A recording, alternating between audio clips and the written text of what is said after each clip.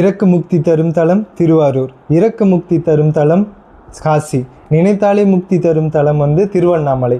ஒரு திருத்தலத்துடைய பெயரை சொன்னாலே முக்தி தரும்னா அது நம்ம மதுரை தான். ஏன்னா நம்ம அம்மா மீனாட்சி அங்கே இருக்கிறதுனால மதுரைன்னு பெயரை சொன்னாலே முக்தி கிடைக்குமா. மதுரையில் ஒரு சமயம் கூன்பாண்டிய மன்னனுக்கு வெப்பு நோயால் ரொம்ப அவதிப்படுறான். நம்ம திருஞான சம்பந்த பெருமான் அங்கே அவருடைய வெப்பு நோயை திருநீற்று பதிகம் பாடி திருநீரை பூசி அந்த வெப்பு நோயை தீர்க்கிறாரு. நம்ம சிவனடியார்கள் எல்லாருமே தினமும் திருநீற்று பூசும்போது மந்திரமாவது நீர் வானவர் மேலது நீருன்னு இந்த திருநீற்று பதிகம் பாடி தான் தினமும் நெற்றியில் திருநீர் பூசுவாங்க. இந்த திருநீற்று பதிகத்தில் கடைசி 2 வரிகளில் தந்திரமாவது நீர் சமயத்தில் உள்ளது நீர் செந்துவர் வாய் உமைப்பங்கன் திரு ஆலவாயான் திருநீரே அப்படின்னு ரொம்ப சிறப்பித்து பாடியிருப்பார். இதற்கான அர்த்தமாக செம்மையான உதடுகளுடைய உமாதேவியின் பாகத்தை கொண்ட திரு ஆலவாயான் திருநீர் அப்படின்னு எல்லாரும் சொல்கிறாங்க. ஆனால் நம்ம ஞான குழந்தையாகிய சம்பந்த பெருமான் இந்த அர்த்தத்தில் பாடல.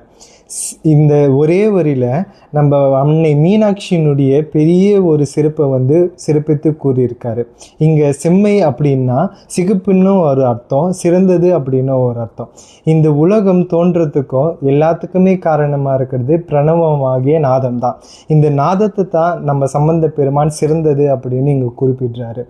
இந்த நாதம் உருவாகிறது அன்னை மீனாட்சியினுடைய வாக்கிலிருந்து தான் இந்த நாதமே உருவாகுது. அன்னை பராசக்தியினுடைய வாக்ஸ்வரூபமாக இருக்கிற ராஜமாதங்கி தான் நம்ம மீனாட்சியாக நம்ம மதுரையில் நம்ம மக்கள் எல்லோருக்கும் அருள் புரியறா. இந்த சிறப்பை குறிப்பிடும் விதமாக தான் செந்தூர்வாய் உமைப்பங்கன் திரு ஆலவாயான் திருநீர் அப்படின்னு நம்ம மீனாட்சியை சிறப்பித்து பாடியிருக்காரு திருஞான சம்பந்த பெருமான்.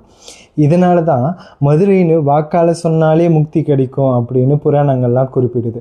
அப்படியான நம்ம மதுரையில் இன்றைக்கி நம்ம மீனாட்சி அம்மனுடைய திருக்கல்யாணம். எல்லோருமே தாயே மீனாட்சி அப்படின்னு வாக்காலையும் மனசாலையும் கும்பிடுங்க. நம்ம எல்லோருக்கும் அன்னையான தாய் மீனாட்சி எல்லோருக்கும் அருள் புரிவா. நன்றி, வணக்கம்.